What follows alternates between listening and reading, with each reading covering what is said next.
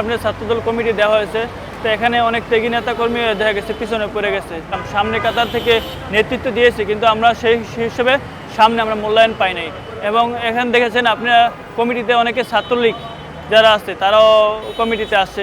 আবার অনেক সময় কমিটিতে আমরা কোনো সময় দেখি নাই সে বিএনপি করছে কিংবা সে রাজপথে এতটা অ্যাক্টিভ ছিল না, সেও আজকে সামনের কাতারে চলে আসছে। আসলে আমরা যারা ত্যাগী নেতাকর্মী তারা তো পিছনেই পড়ে আছি। এইভাবে যদি নেতৃত্ব যদি শূন্য হয় কিংবা নেতৃত্ব বাছাই করার ক্ষেত্রে যদি দলের মধ্যে এই যে অসন্তুষ্ট তৈরি হয়, তাহলে আসলে তো মানুষের রাজনীতিকে যারা ত্যাগী নেতাকর্মী এরা পিছিয়ে যাবে।